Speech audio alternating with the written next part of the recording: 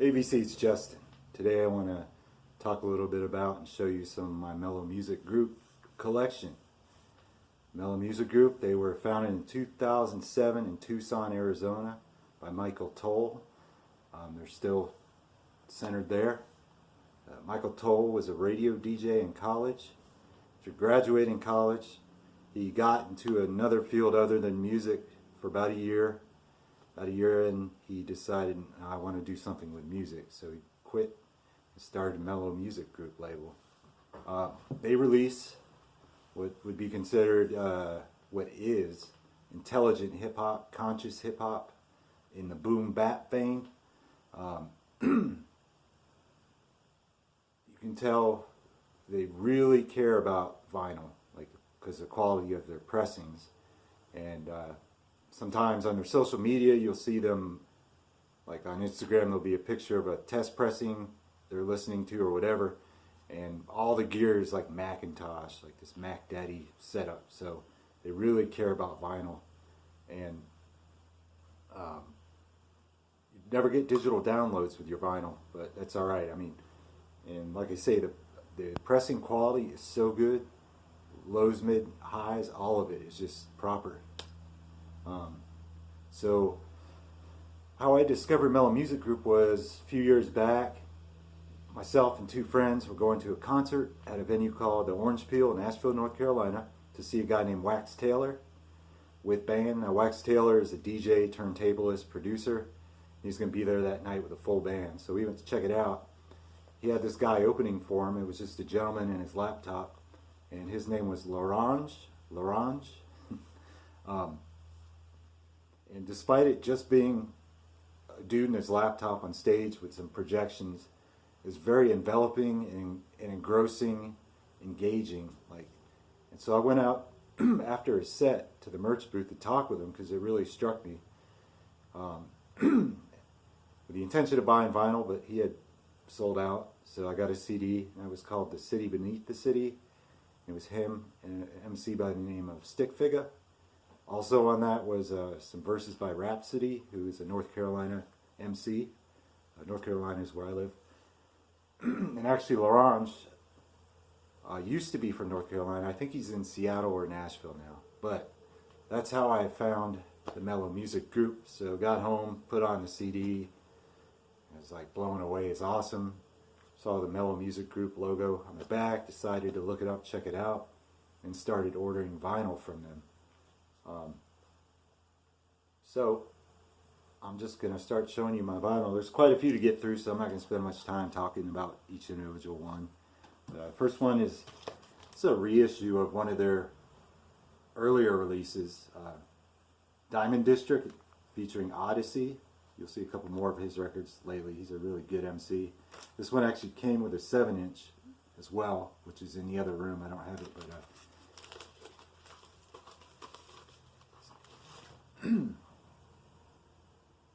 pressings are always super cool. The variants, well, the different effects. This is Gensu, Game of Death.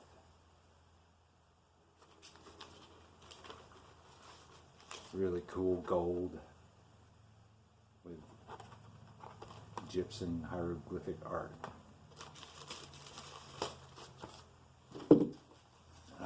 A lot of you probably know this MC, Kool. He's been around for many years. This is on a white and sort of baby bluish.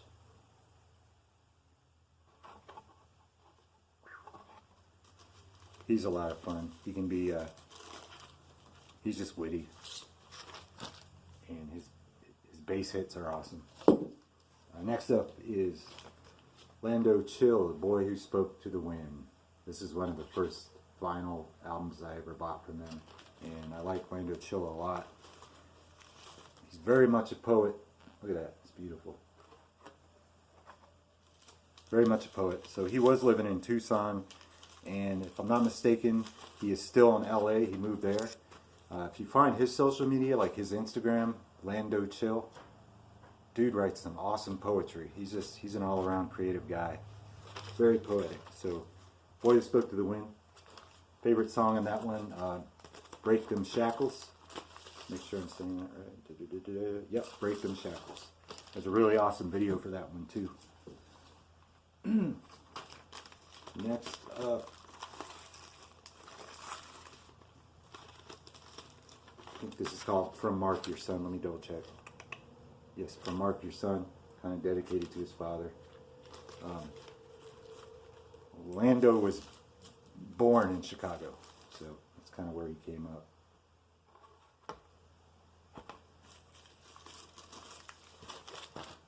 And last one of Lando's I have is Black Ego. I think that's his most recent full-length LP.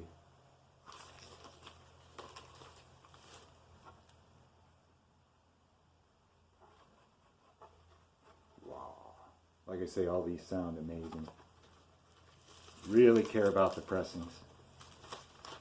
And I'm not sure where they haven't pressed at. I've emailed once to ask and never heard back. So wherever they haven't done, they're doing a really awesome job.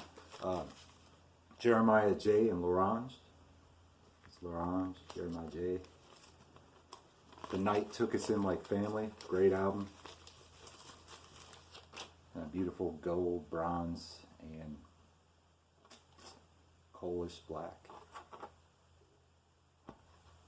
Really dig this album a lot.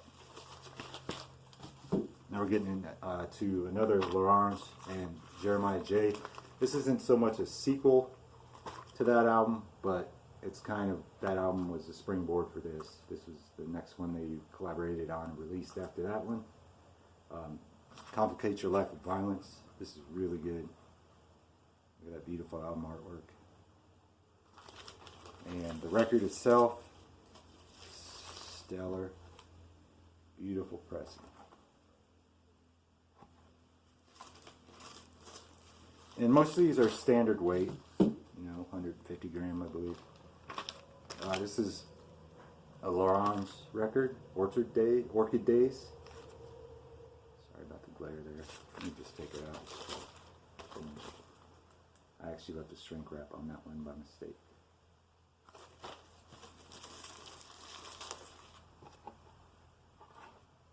L'Orange is known for a lot of his samples. Like, people label him as the noir, like he's got a noir style, like film noir type of music, because he is known for sampling like radio programs from the 40s and whatnot. You know, they get super old records, radio programs from the 40s and whatnot, and sample those. I believe he uses MPC for his beats. If I'm not mistaken, he might be using something different now. But so this is Marlowe, which is again L'Orange, Solemn, Brigham. Sorry if I butchered your name, man. Recent release also.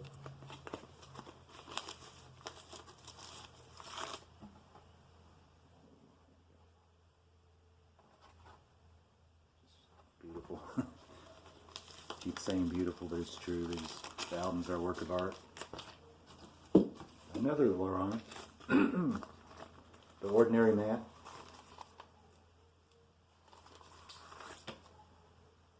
He'll have like, these are primarily him, and you know, he'll have MCs on some tracks. This one's really cool too, because as it's spinning, oh man, I forget what these are called. There's an old timey thing where it would be spinning and it looks like motion, you know, prior to motion picture technology. Well, L'Orange and Mr. Lift. This is a really fun one. Kind of like takes place in a dystopian society. Looks like kiwi. It's just beautiful. Want to eat it like a kiwi. Kiwi. Time Astonishing. Oh man. Yep, L'Orange and Kool Keith. Almost forgot.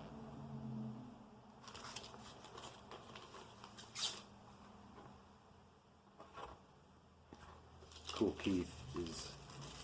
There's a reason he's still making music and still relevant in the game. He's good. He's clever. Mr. Lift, Don't Look Down. Kind of a darker record. Like he was going, I think, after a long-term relationship. So, oh, and I got to see Mr. Lift with. He was on tour with Thievery Corporation last year or a couple of years ago. And that was really cool.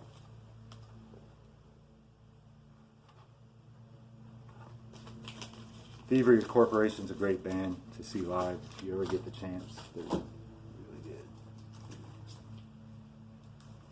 Oddisee in Good Company. Beneath the Surface. This is a live album, so it's him and his band in San Diego, I believe.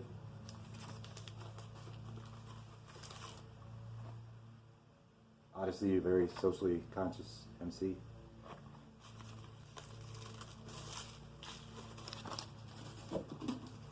This is his album, The Iceberg, which got a lot of critical acclaim and listener acclaim. Good album. This is one of those half and halves.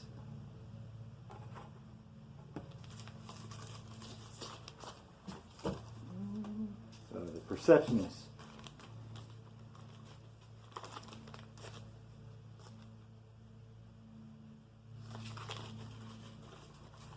Mr. Lift and Akrobatik.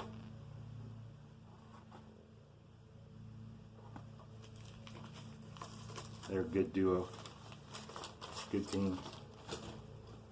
Okay, this one, Red Pill. He's actually going by Chris Orrick, or Chris Orrick's Raps now, because he got wind. This movement is probably still going on right now, but he got wind of it. The Red Pill movement, which they're basically male chauvinists. They talk a lot about alphas and betas, and if you treat women like crap, they like it, blah, blah, blah. Basically little boys, insecure boys who need to grow up. But he changed his name from Red Pill to Chris Orrick's Raps because of that. And he's from Detroit, if I'm not mistaken. Hendrix. Check this one out. It's pretty cool. It's a double LP called Breakfast at Banksy's. If you couldn't tell by the cover art, it's got some definite psychedelic elements to it, production-wise and everything. Really cool.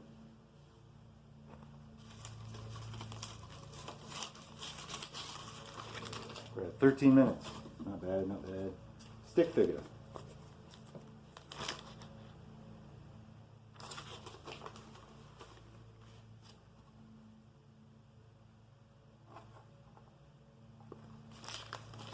And he is from Kansas, I believe. Topeka, Kansas. Yeah, it's called Pray for Central Topeka. You don't hear many MCs coming out of there, but I enjoy this album a lot. And finally, Ugly Heroes, which features the production of Apollo Brown. Now he's pretty well known. He's worked, pretty prolific dude who's worked with a lot of different MCs. And this is really the only Mello music group release I have that's plain black vinyl. So he teamed up with, man, I always let the name slip me. That's embarrassing, I'm sorry. One of them is Chris Orrick's. Verbal Kent. Let's see what else. So Apollo Brown's known for, Detroit producer, known for kind of like his aesthetic is dusty, crackly soul records. Some fat beats. So he's known for that kind of aesthetic. He's got a real singular sound, like you know it's Apollo when you hear it. So those are my Mello music group collection, and I guess I'll sign off. Subscribe, comment. What do you think of Mello music group if you collect them? If not, check out the website and be sure to read beneath the album descriptions, because the album descriptions they write are super intelligent and rich. So yeah, check them out. I'll link Mello music group in the description. Have a good day.